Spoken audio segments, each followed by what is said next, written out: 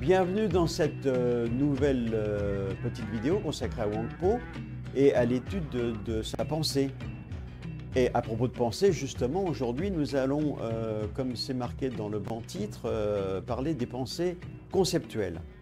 Les pensées conceptuelles, c'est ce qui nous permet de vivre dans notre environnement. C'est aussi un enseignement important car c'est un point de bascule où Wang Po nous ouvre une trappe vers quelque chose de totalement incroyable. Nous avons compris par l'étude que nous en avons faite que la nature spécifique du vide, Q, est informe. Elle ne nous apparaît pas, mais nous savons qu'elle existe. Elle ne peut pas apparaître, mais elle ne peut pas non plus disparaître, puisqu'en tant que telle, nous n'en connaissons pas la nature. Nous ne savons pas non plus si un jour ou à un moment donné, elle nous est apparue. Alors comment pourrions-nous nier le vide? Le vide, en fait, est comparable dans son concept à ce que les scientifiques appellent la matière noire, qui est impalpable, indescriptible, et pourtant, la matière noire ne peut pas être niée. Peut-être que si la matière noire avait été découverte au 8e siècle, à l'époque de Wang Po, les maîtres zen auraient peut-être employé matière noire plutôt que vide. C'est donc un grand mystère pour tous ceux qui ont choisi de suivre cette voie. Maître Wang Po nous explique que ceux qui vont essayer de comprendre cela vont irrémédiablement se diriger vers l'abîme. En fait, nous dit-il, ils ne vont pas y entrer par peur de se perdre eux-mêmes. Ce vide qui se présente à eux est un puits sans fond. Il est incommensurable. S'ils tombent dans ce gouffre, ils n'auront rien à quoi se raccrocher et donc rien de conceptuel. C'est donc une chute, une dégringolade vertigineuse. Il est déraisonnable d'essayer de conceptualiser ce mystère. Parce que si l'on essaye de le faire, on risque d'être happé, avalé, digéré par cette réalité, ou peut-être cette non-réalité, peut-être le risque de flotter sur le fil de la folie. On est toujours en balance.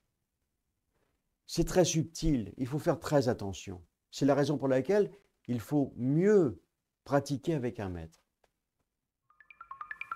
Alors que nous dit Wang Po, il dit ceux-là même qui essaient d'en faire l'expérience ne doivent se contenter que d'en contempler la nature sans jamais aller jusqu'à l'expérience.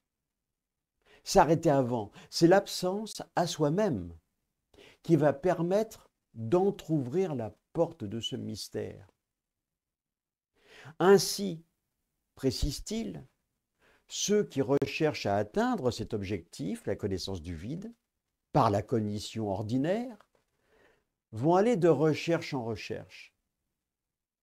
Ceux qui vont en obtenir une connaissance intuitive vont obtenir instantanément cette connaissance parce que cet esprit un est non conceptuel. Il est en dehors de notre champ de connaissance. Dans l'une des précédentes interventions que j'ai faites, je vous ai parlé de l'inutilité des offrandes, la stupidité des rituels. Pour Wang Po, ça ne servait à rien. Nous pourrions donc ajouter l'inutilité de la conceptualisation parce que nous ne pourrons jamais arriver à rien dans ce domaine, dans cette matière. Dans notre méditation, dans l'oubli de nous-mêmes, à nous-mêmes, en nous positionnant dans le processus de pensée sans penser, nous pouvons effectivement arriver à cet état de non-concept, de non-conceptualisation. Le secret est simplement de se positionner dans ce petit espace de temps entre deux pensées. Eh bien, ce tout petit espace de temps entre deux pensées est la porte qui donne sur le vide. C'est très subtil. Cela demande une très très grande attention. Toutefois, je pense que l'esprit conceptuel et l'esprit non conceptuel ne sont pas opposés, contrairement aux apparences. Simplement, l'esprit 1 est totalement détaché de la forme, puisqu'il est lui-même sans forme. Il englobe l'ensemble de l'univers. C'est également pour cette raison que le Bouddha, l'être éveillé, et l'être ordinaire, vous, moi, sommes parfaitement identiques. Alors on va revenir à Wangpo. Si vous ne pouvez lire en vous-même la pensée conceptuelle, nous dit-il, de ce que vous avez accompli, mais que, en tant que pratiquant de la voie, vous n'arrivez pas à vous débarrasser des concepts en un éclair, c'est comme si vous vous efforciez de bâiller après avoir déjà bâillé. Vous serez alors entraîné dans des pratiques méritoires des 3 véhicules, et cela ne vous permettra pas d'atteindre l'illumination. Ce très grand maître, Wangpo, nous demande donc de tout lâcher. Il nous demande de nous laisser aspirer par le gouffre. Rien ne doit subsister. Toutefois, la réalisation de l'esprit 1, peu après une période plus ou moins longue de méditation, va se manifester.